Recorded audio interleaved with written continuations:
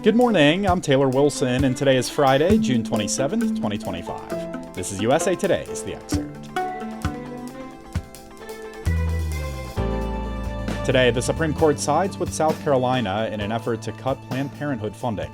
Plus, Trump's passport policy was lifted, but some transgender Americans are still in the dark. And we hear about a new F1 movie out today. The Supreme Court has sided with South Carolina in its effort to deprive Planned Parenthood of public funding. I spoke with USA Today Supreme Court correspondent Maureen Grappi to learn more.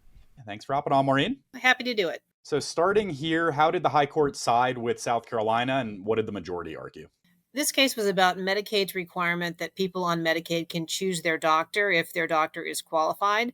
And South Carolina said Planned Parenthood isn't a qualified Medicaid provider because it provides abortions. The Supreme Court wasn't deciding whether or not Planned Parenthood is qualified. They were deciding whether a patient has a right to challenge the state's decision that it's not qualified. And the majority said they do not have that right. This is an ideologically divided court. What did we hear from the dissenting justices? Yeah, you're right. The decision broke along ideological lines with the court's 6 conservatives on one side and the 3 liberals on the other. Justice Ketanji Brown Jackson wrote the dissent for the 3 liberal justices. And she said Congress had clearly intended to give patients the right to sue, and that the court's decision finding otherwise will likely result in tangible harm to real people. All right, just backtracking to the lower courts, Maureen, how did we get to this point?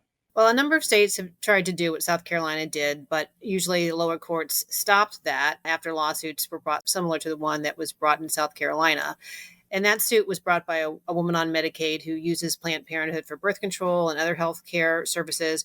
She had challenged South Carolina's decision, and the lower court sided with her and said she could sue, and they blocked South Carolina from moving forward with banning Planned Parenthood from Medicaid. So South Carolina appealed those decisions to the Supreme Court, and that's how we got where we are today. All right, so how is Planned Parenthood, the organization, reacting, and how about anti-abortion groups? Well, there are opposite reactions, as you might expect. The anti-abortion groups are quite pleased with this decision, and Planned Parenthood is sounding the alarm. They expect other conservative states, especially those that have been blocked in the past from doing what South Carolina did, to move forward. And they're also fighting a push by Republicans in Congress for a national ban on Planned Parenthood's participation in Medicaid. They said that a national ban would have what they call catastrophic consequences for their clinics across the country. It could potentially cause nearly 200 health centers in 24 states to close, including half the centers that currently provide abortions.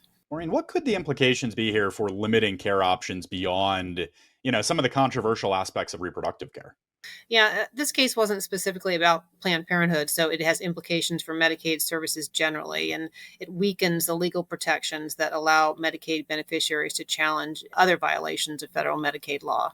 We know defunding Planned Parenthood is a longtime GOP goal. Might this decision, Maureen, prompt other Republican-led states to take similar action against Planned Parenthood? That's definitely expected. I was on a call that the group Alliance Defending Freedom, that's the conservative group that represented South Carolina in this case, they held a call with reporters after the decision. And by their estimate, at least 14 states have tried at some point to defund Planned Parenthood, and they're hoping that all those states follow through now. All right, helpful breakdown for us. As always, Maureen Grappi covers the Supreme Court for USA Today. Thanks, Maureen. Thank you. Later today, the High Court is expected to release 6 major decisions as it wraps up its term. You can stick with usatoday.com for the latest.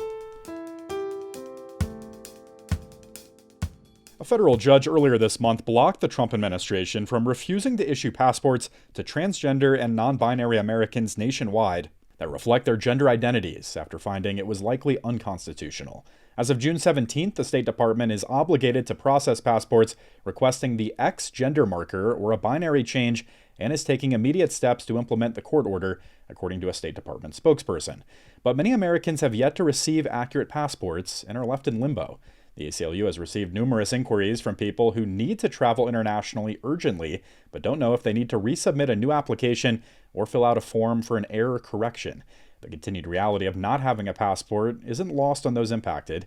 Patrick was identified by his first name only, out of safety and privacy concerns, as one of those Americans stuck in uncertainty. At the end of 2024, he applied for a passport renewal as a transgender man so he and his wife could go on a long-awaited honeymoon. In March, he received his passport with his gender listed as female on it. You can read more about Patrick's story and other similar ones with a link in today's show notes. Wedding bells will soon be ringing out in Italy for Jeff Bezos and Lauren Sanchez. They're set to tie the knot in the coming days with a number of A-list guests in Venice. Many details of the wedding still remain under wraps, including the guest list and even precise date, but the pair were spotted there earlier this week. So too were protesters. Local anti-tourist activists, members of Greenpeace Italy, and the UK group called Everyone Hates Elon are among those protesting against the wedding ceremony, saying city authorities are prioritizing tourism over resident needs. And there's plenty of backlash online, too. You can read our own Charles Trepani's piece about that with a link in today's show notes. Formula One, the world's beloved car racing series, has exploded in popularity stateside, and fans have a summer blockbuster out today centered on the sport.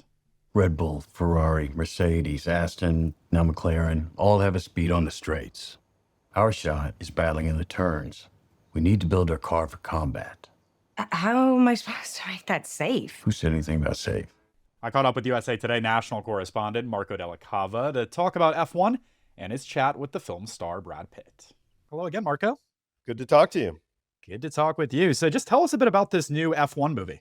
Yeah, well, it's quite the movie. I mean, racing fans have long been sort of plagued with movies that really don't recreate racing well. And this movie actually comes pretty close to giving you a sense of what it's like to drive these amazing Formula One cars at really high speeds. And not surprisingly, it's coming from Joe Kosinski, who was also the director behind Top Gun Maverick. So I guess the running joke is that this is sort of Top Gun on four wheels. I like that. So you touched on this a bit, but really how real is it compared to actual Formula One racing? Have we heard from any of the pros or the experts on this, Marco? Yeah, I did speak with some folks who are very familiar with Formula One and also who know the drivers. And they all reported to this source that I had that this really does come the closest of any movie yet. And that there's good reason for that. Brad Pitt actually and his co-star, Damson Idris, were both driving actual Formula One cars that were built by the Mercedes team for the movie production. They're basically Formula One cars that allowed for the placement of a couple of cameras that were miniaturized from Top Gun Maverick that allowed filming to take place during high-speed runs. Brad Pitt apparently drove upwards of 180 miles an hour. Oh, Top Gun fans are going to be very excited hearing this conversation. Well, you mentioned Brad Pitt. He obviously stars in this film. How much fun was this for him in terms of making this movie? What did you hear? Well, I was lucky enough to sit down with him, and he basically looked at me and said, I miss it. And I believed him. He did get to spend 4 months training to do this, and then they actually shot the movie in and around actual Formula One races. So they actually were out on real tracks where the real races take place. He got tips from all the drivers, and by all accounts, he's very good. He was even sort of given an opportunity to race pro like Steve McQueen and Paul Newman did in their later years in Hollywood. And when I asked him if he actually was interested in doing this, he's 61, and he said, if I were 10 years younger, I would be doing this. But he is right in connecting with the fact that you have to be all in on this or it can get pretty dangerous. Well, this film's release comes on the heels of a few other racing movies in recent years, and just what seems to me like an explosion of Formula One interest, Marco. How is F1 having this kind of moment in a way that we didn't necessarily see in the past, at least in the States? Yeah, that's absolutely true. We've had occasional F1 races on the calendar, but there were many years when we had no F1 races in the United States. Now we have three: Miami, Las Vegas, and Austin, Texas. It's not an accident. Formula One was bought as a company, as it were, by Liberty Media, which is a U.S. company, and they have made it a stated point to sort of grow the interest in the sport in the U.S. Netflix's Drive to Survive series, huge part of the popularity.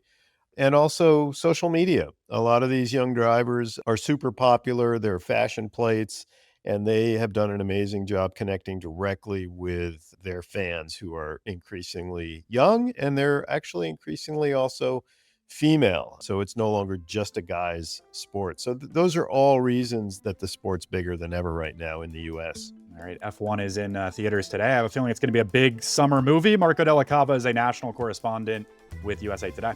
Thanks, Marco. Thank you. Thanks for listening to The Excerpt. We're produced by Shannon Ray Green and Kelly Monahan, and our executive producer is Laura Beatty. You can get the podcast wherever you get your pods, and if you're on a smart speaker, just ask for The Excerpt. I'm Taylor Wilson. I'll be back tomorrow with more of The Excerpt from USA Today.